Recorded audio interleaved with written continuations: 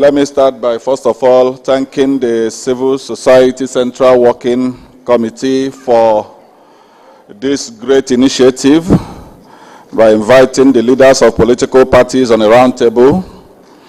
Just like the MC have said, having for the hours, let me officially read out the position of this roundtable. Now, whereas there is a compelling need to review the conduct of the 2023 general elections, whereas critical stakeholders have not had an agreed position on the conduct of the 2023 general election, whereas direct participants, political party chairmen, and candidates for various positions have not had a platform where they sat together to analyze the conduct of the entire electioneering process. Whereas there is a need to sift and keep aside myths and fictions from the facts and figures of the election.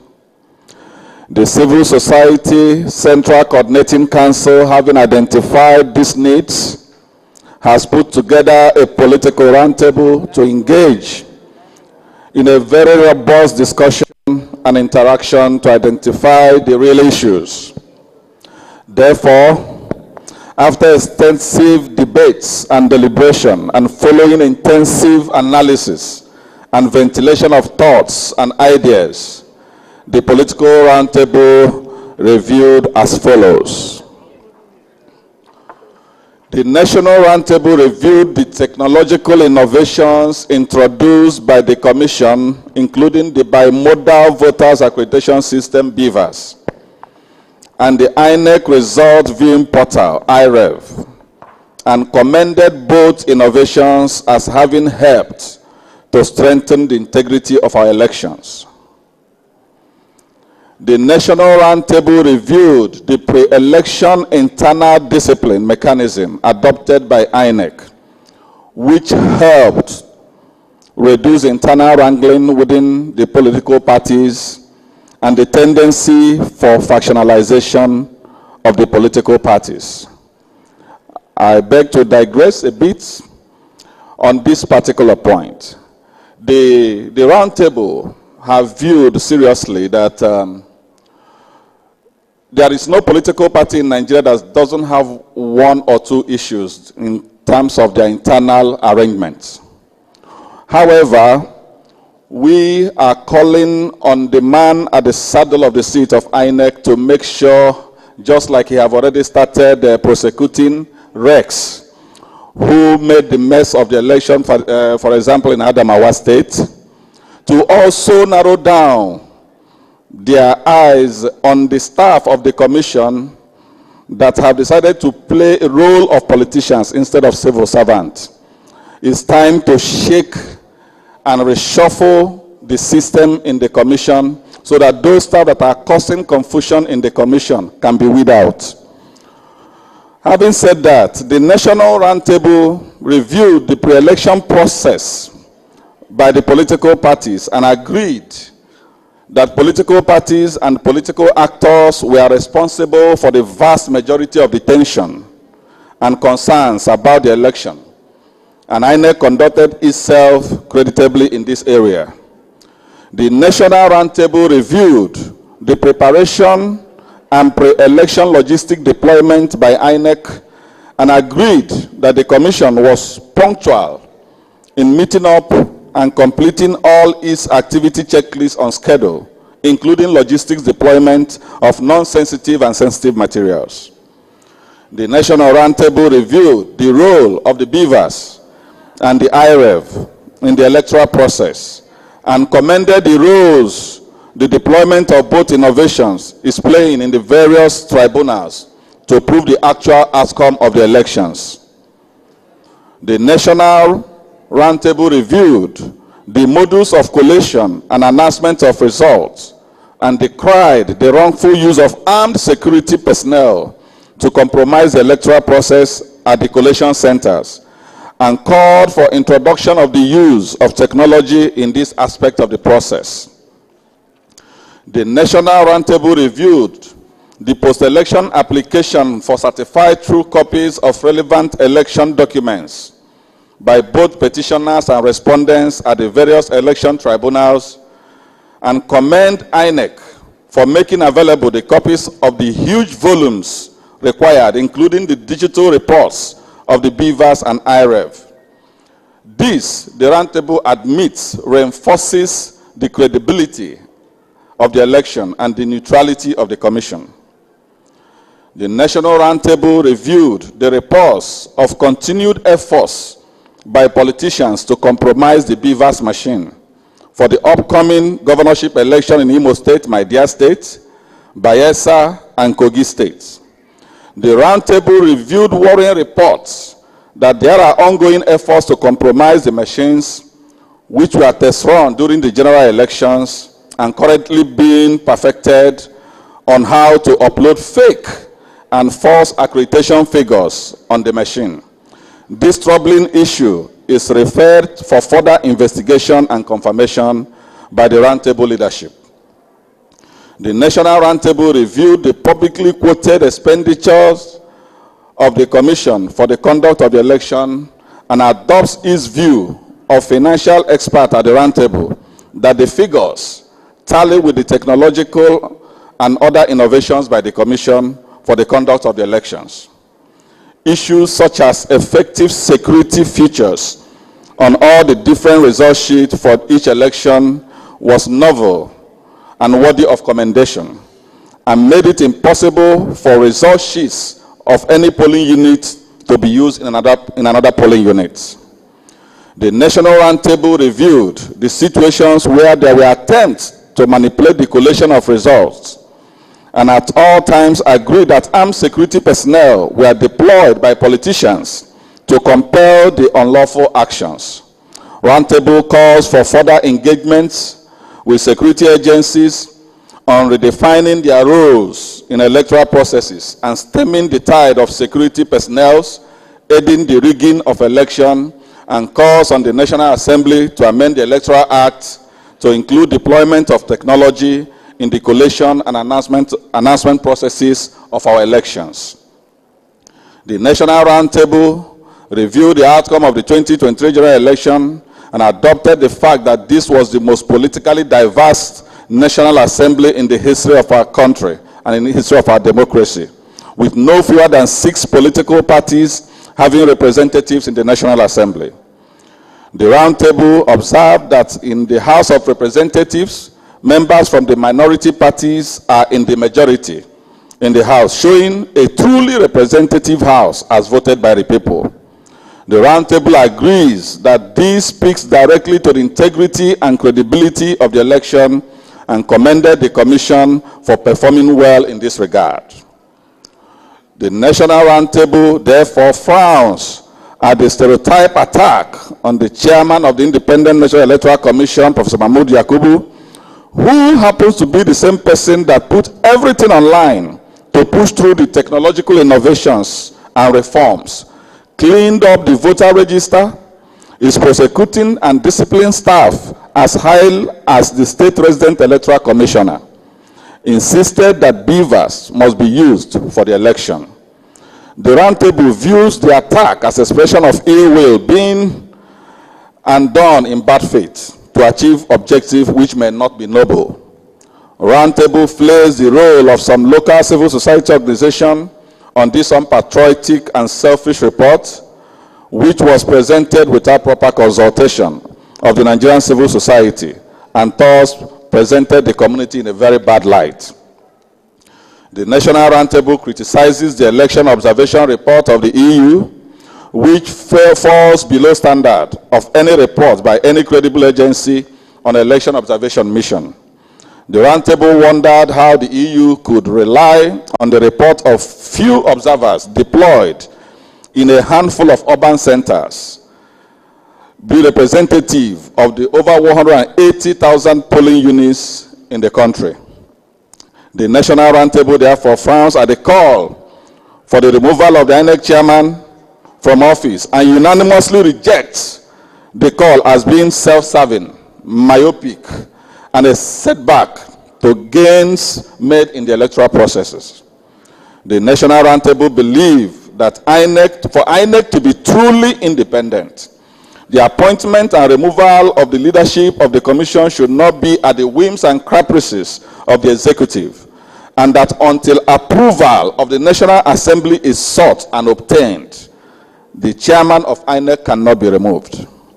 The National Roundtable, having analyzed the pre-election, election day, and post-election outcomes of the elections, and without prejudice to the ongoing petitions at the tribunals, gives INEC a pass mark and unanimously passes a vote of confidence on the chairman of the commission, Professor Mahmoud Yakubu, for his outstanding conduct of the 2023 election, and condemns in strongest terms the attacks on his personality and the calls for his removal from office.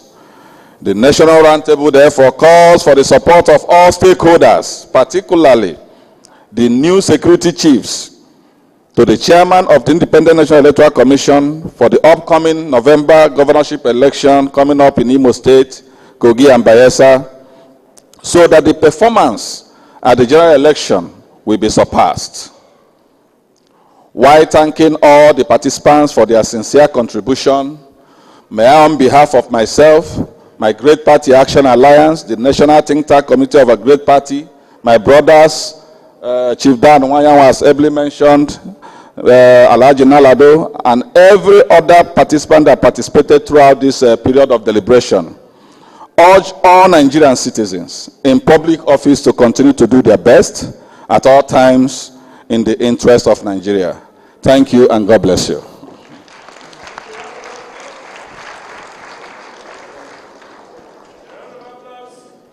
For our able chairman, Chief Kenneth Udeze, for that well-delivered communique arising from the roundtable of CSOs, political parties, aspirants in various forms. Please, I want to hear your round of applause. In short, I want to see a standing ovation.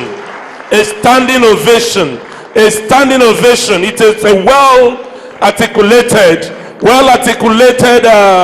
communique arising from this National Roundtable. Thank you very much, and get seated. While you are getting seated, please, we have two big masquerades in the house. Our partners in progress. May I take the humble honor to invite to the podium the Executive Director, Center for Transparency, Madam Faith Adishi. Please, can you come up to the podium?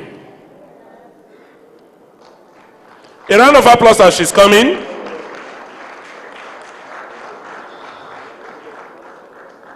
Madam Faith Adishi is the Executive Director, CTA, is a household name to the civil society organizations. Please, Mark, can you just go there to sit? Thank you, you're welcome. A round of applause for her again.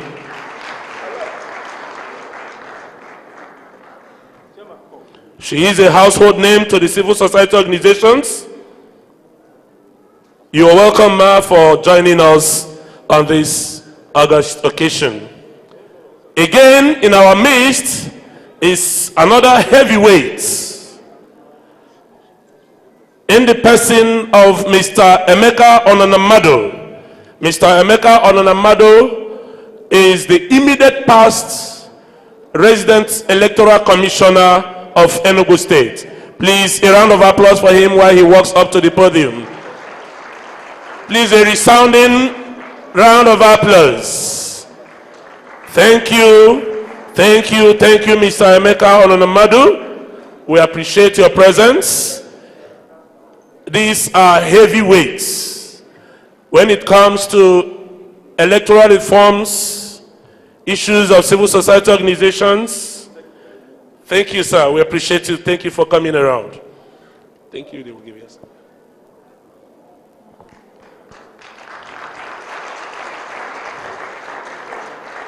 All right, after he's seated, may I call on our keynote speaker,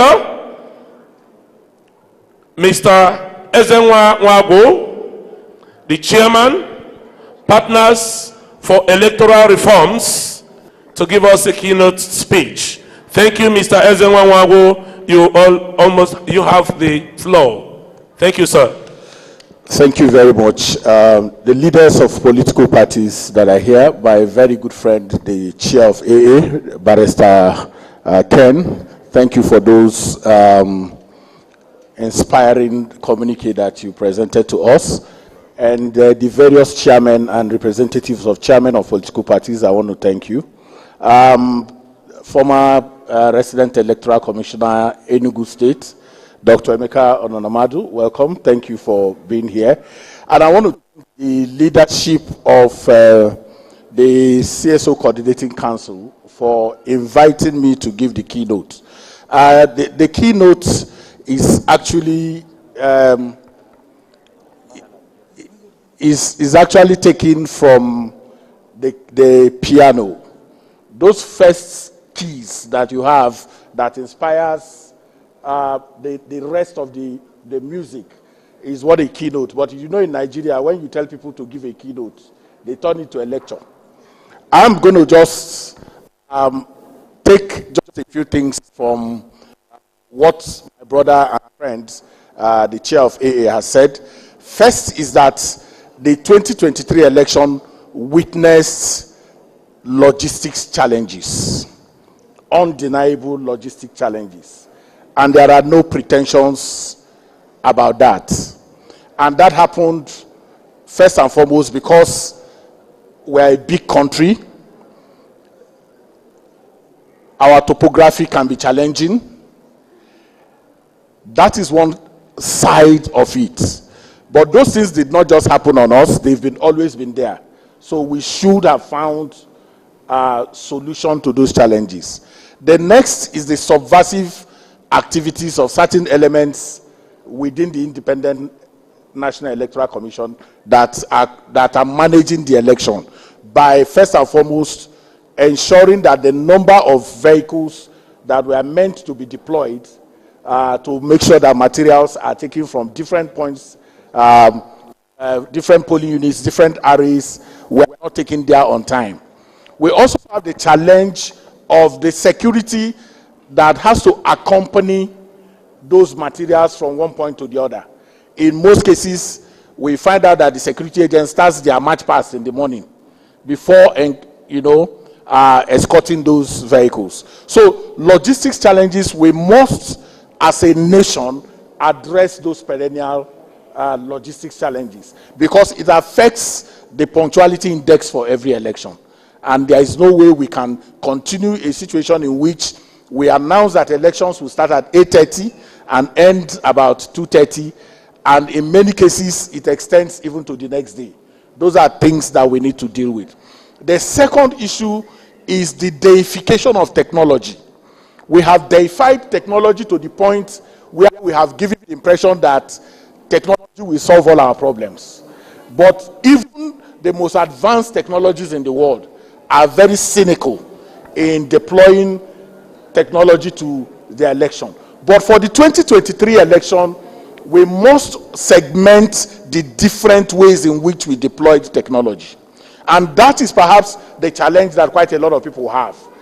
The technology that was used for 2023 election was a cost-saving technology. Cost-saving because it is the same machine that was used for voter registration, that was used as BVAS, that was also used as IREV.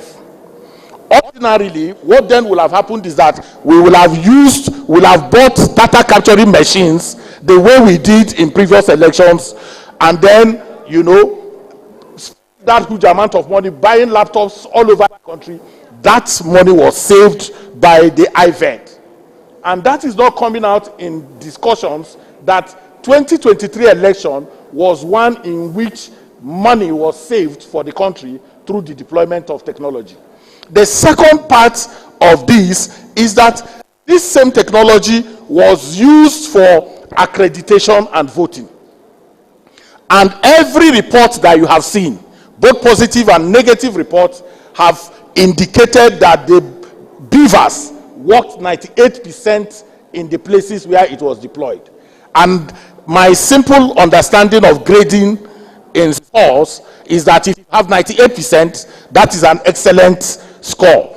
But what has happened is that many people have ensured that that part that the voting and accreditation went on in 98% of does not come to public space.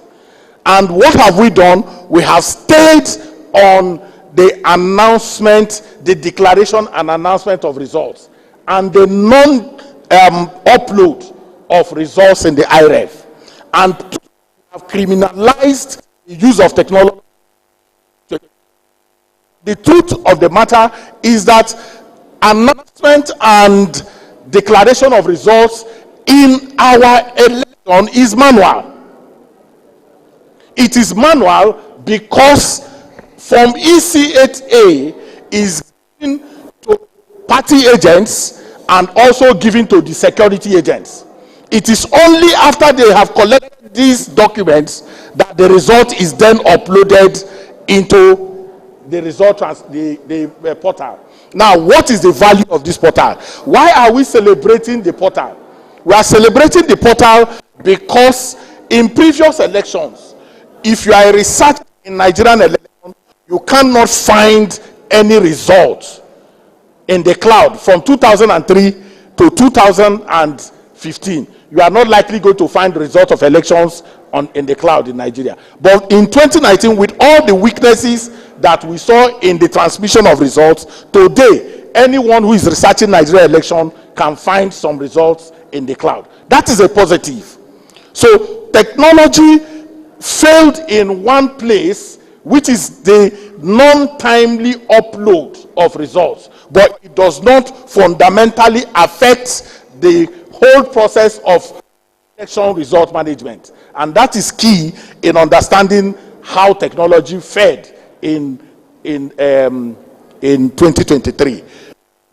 We also have to know that for the country to make quick progress in elections, there are 2 or 3 institutions that we need to engage more forcefully than we have been doing.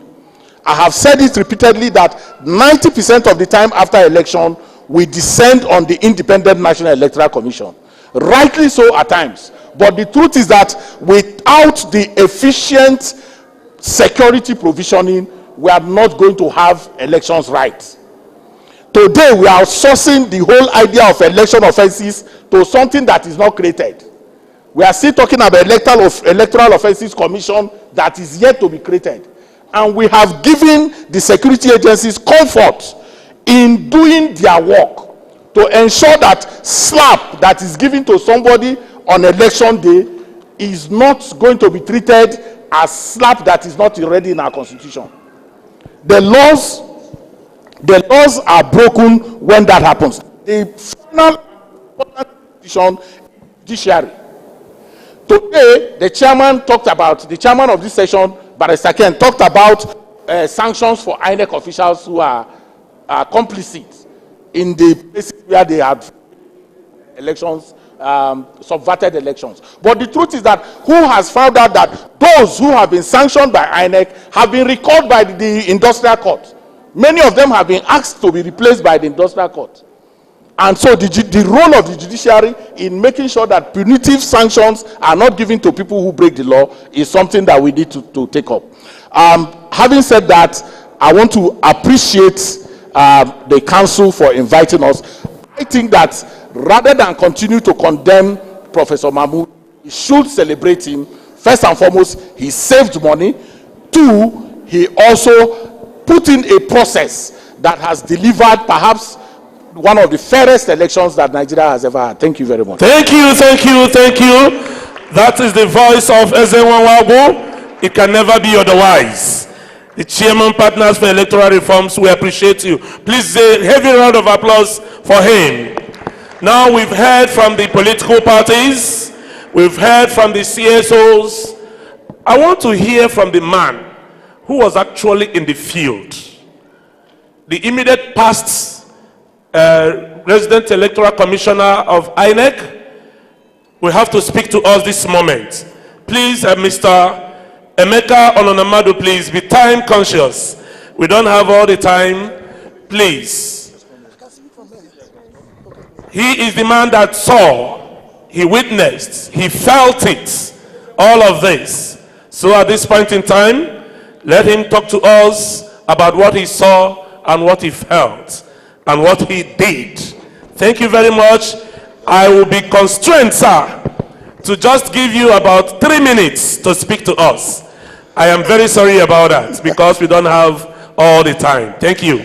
Thank you. The chairman of the political parties present, the civil society organizations, the media. I'm pleased to be here. And first, when I was invited to come and speak on this emotional, sensational, and sentimental issue, which is called election in Nigeria, I didn't hesitate to accept the invitation because I've been always looking for the opportunity to express my personal, humble opinion. Be that as it may, I am still somehow worried about certain psychosomatic factors, which the American Psychological Association called election stress disorder, which most Nigerians suffer from before, during, and after every major election. And that creates a very choked environment that may not allow people to listen to you very, very well. But I think that the disorder has gone down and we can talk to each other. What is my first point of call?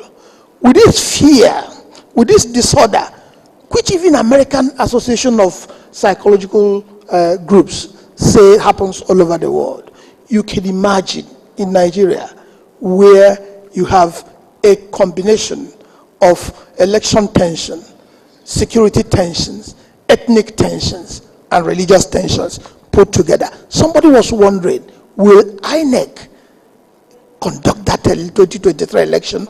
All of you were all perplexed about whether it was going to happen or not. Eventually, the election took place. For me, it is the first mark to score. That under that very troubling time that INEC was able to pull that election through is a kudos for me as a former insider. If I stretch it beyond that, you will ask yourself, how many African countries, how many developed countries will, under the present condition, pull out such an election despite identified challenges? That is where I will come from. Number two, we all know that election is not just that day you go and vote. There are build-ups to the day you go and vote. And the build-ups are so much important like the day you vote. Therefore, if you want me to assess the work, for us who have been on the saddle, I sleep in the office a week before the election, because if you step out, something can go wrong. It doesn't happen in any country. Yet, at the end of that election, you will get barrages of criticisms and frustrating comments as if you did nothing. Well, I'm sure that most Nigerians have not been exposed to most of the laws that guides everything that the election administration agency do before the elections. Take, for instance, the voter registration exercise. It became continuous voter registration exercise under Mahmoud Yakubu instead of the usual ad hoc registration, which we normally have 1 month, 2 months before the election. That is a step forward. Beavers, as far as I'm concerned, is the greatest revelation of our time, and it was introduced by INEC while I was there. I was part of the group that actually went through the turbulent period of appraising whether it will work or not. There were situations where they said, no, there are certain locations in the country it could not work. Today, the 2023 election has exposed to us that Vivas indeed can work in all the nooks and crannies of our great country called Nigeria. So that is a plus. You go down the line. The political party primaries, I'm happy I'm speaking to most political party officials here. We have never had this level of lesser rancor-free political party primaries before an election. And that was a build-up. The TVR for me was like a carnival of participation by Nigerians. And today, we will keep growing.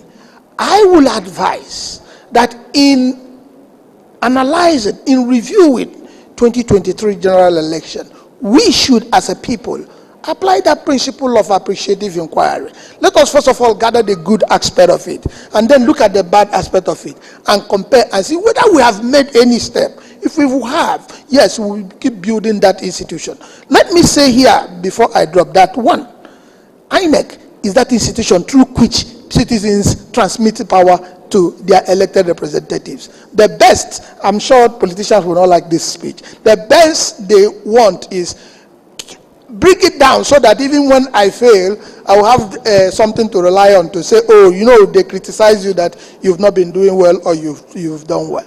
Let us keep strengthening INEC and let's keep building INEC. By the time we are through with the work, you will be happy that our democracy will be likely going to overtake most of the older democracies in the world. Thank you. Mr. Emeka Ononamadu, the immediate past rec of Enugu State, we appreciate you for that wonderful erudite explanation and speech from you. Thank you very much. May I, at this point in time, appreciate and recognize the presence of Ambassador Isaac Ude, the National Chairman, NRM. Please, can you wave to the people? Ambassador Ude, you're welcome. And we as well have a very heavyweight weighted person here, and the person of Alhaji Lawal Nalado, the present National Chairman of Accord, two-time National President and of IPAC. Please, we appreciate your presence. Thank you very much. Now, going forward, I want to call on the people actually that felt this electoral process. Just one person to speak from them. And please, sir, I am appealing to you to use just 2 minutes to talk to Nigerians. I want to invite in the person of Honorable Charles Ostanadi, the presidential candidate of Action People's Party. Just 2 minutes of your speech, please. We don't have all the time on earth. Quickly.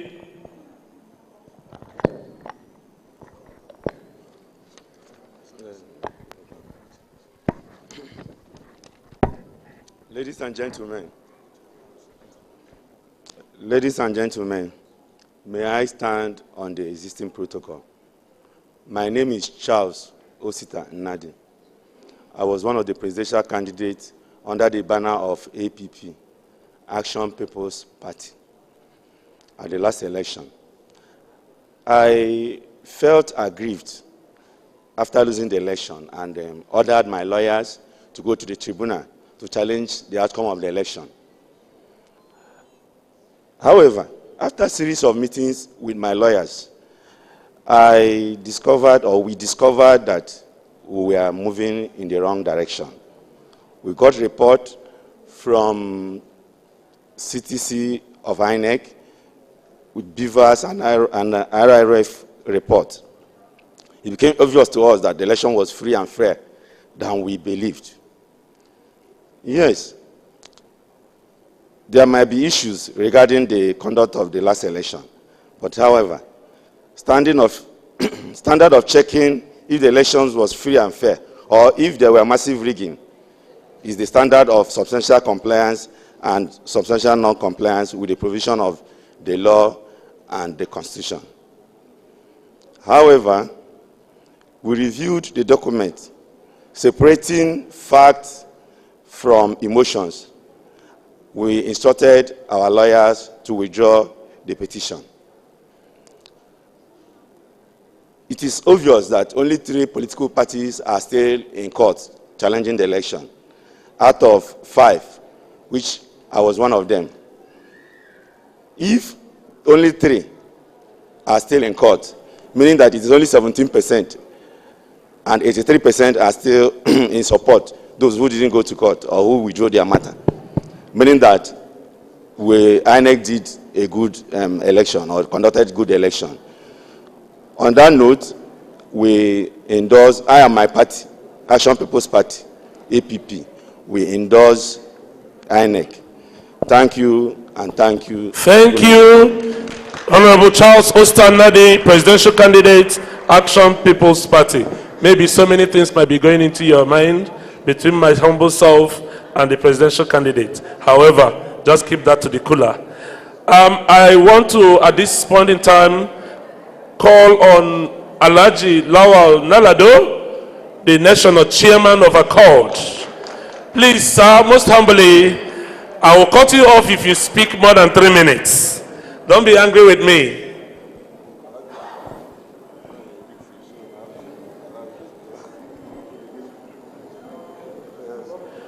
Please give him space to face the camera.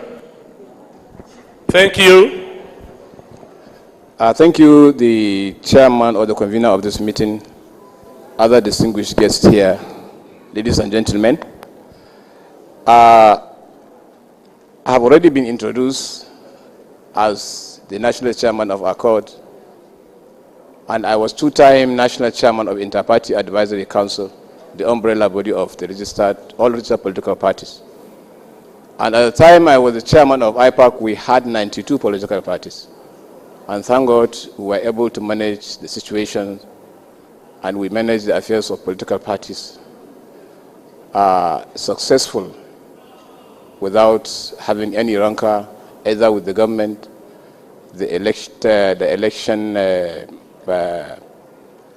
monitoring organization, which is INEC, and other stakeholders, simply because we have always engaged with all those stakeholders that have interest in the development of democracy in Nigeria.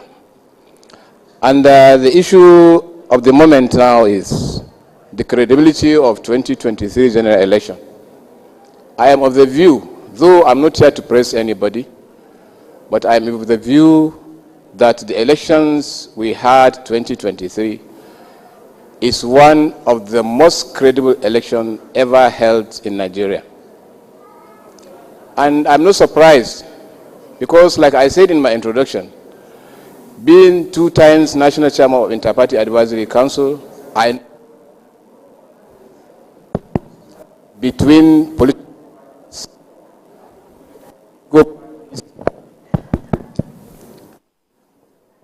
parties and all holders on managing elections in Nigeria. This process started about 6 years ago, 6 or 5 years ago, when Professor Mahmoud came on board as the chairman of INEC. They came with a lot of ideas, with a lot of innovations, to see how they can strengthen the electoral process in Nigeria. Before the introduction of card reader, elections were terrible. People were snatching boxes, doing a lot of things, changing strategies, and what have you, just to do things in their own favor. These things were minimized when card reader was introduced.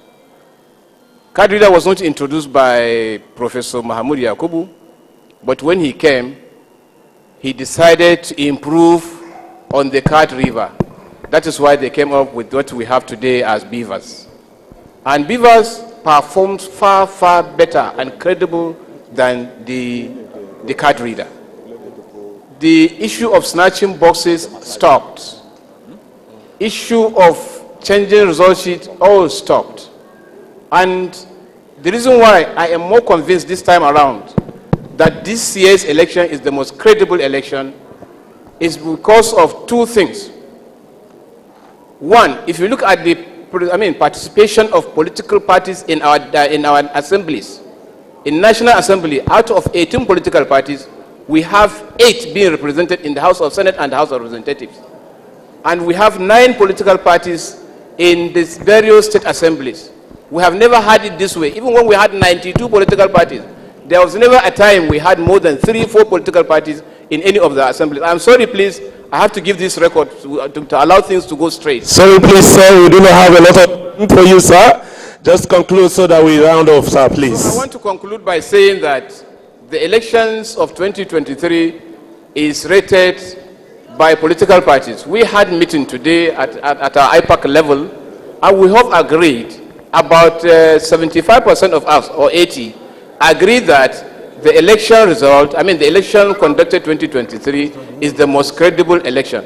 And I don't think there is any more credible person to give pass mark on election or to reject election than participating political parties. 18 political parties participated in this election. And we came up with a view, all of us, that the election was credible. Only that we are human beings, there is no way you can expect things to be 100%. But if you are going to give credence to the election, definitely you give it a pass mark of at least 80%. Thank you, thank you, thank you. The national chairman of our court party, we appreciate you for that comment. Thank you, sir, for coming. Please, I want to most humbly honor one of our partners, the executive director of CTA, Faith Nwadishi. Please. You have the floor now.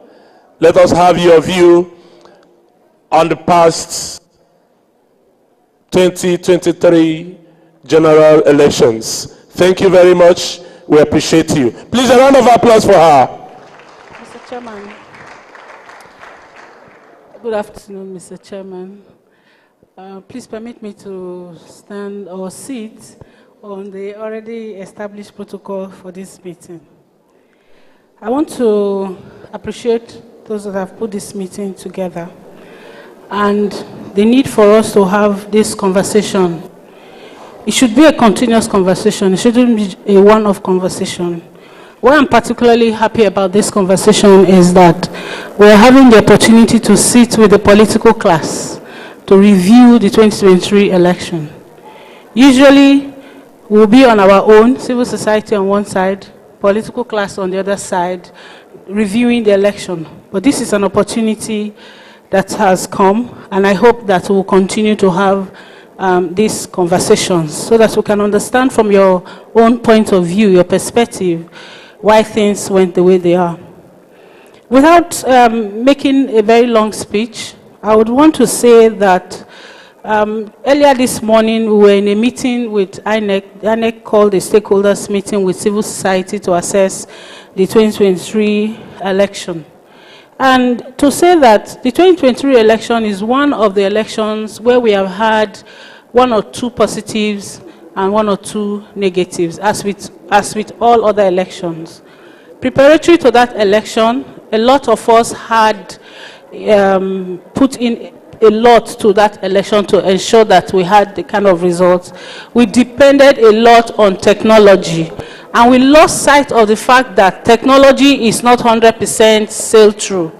So we had that issue, and I'm happy that INEC itself has also recognized and identified that that happened.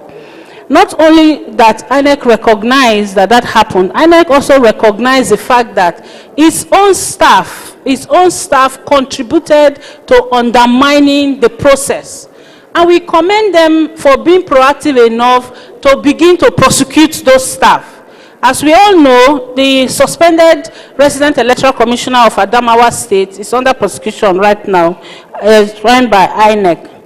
So we have all of these things coming, and I think that mostly recommendations should be what we put out to INEC so that we'll continue to make our elections progress. All of the speakers have highlighted one positive aspect of that election or the other, as well as highlighting the shortfalls of the election that we need to make recommendations about. I want to say that in preparing for the upcoming election, we need to critically examine, like we are doing now, the elections that have gone before us and make recommendations for it to work better. In the area of logistics, Eze had talked about that. In the area of inclusion, this is the time also for the political class to look at interpreting the inclusion of women into the electoral processes.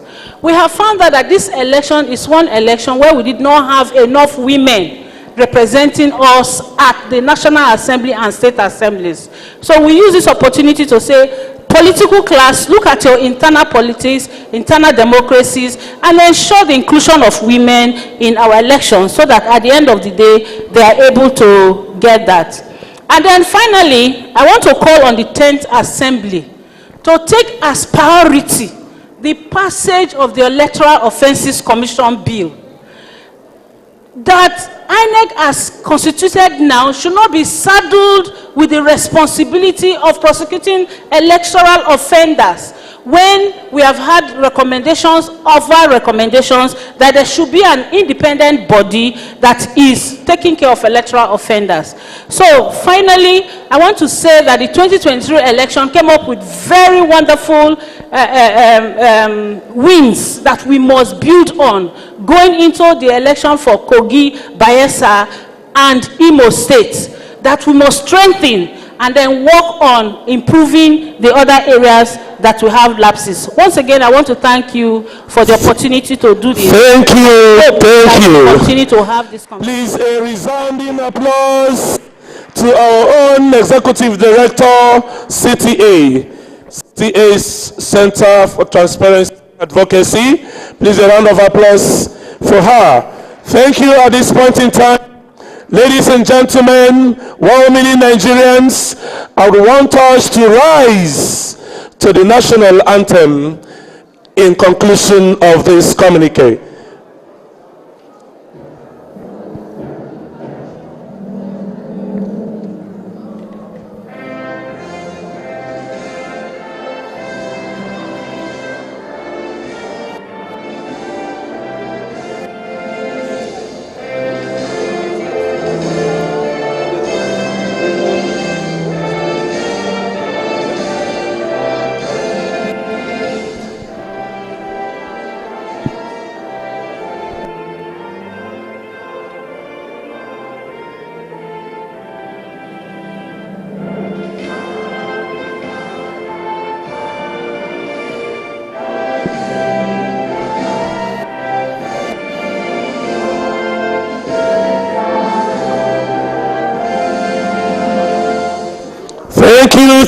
Thank you, and may the Almighty take us back to our various homes, to our various destinations in one whole pace. We appreciate you for coming. Thank you, and thank you once again.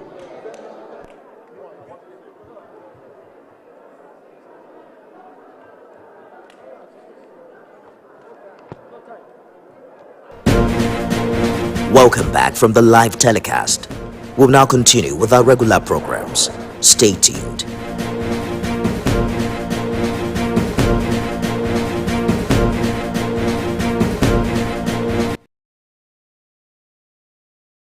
Instant breaking news from all over the globe. Never miss a moment. Instant breaking news from all over the globe.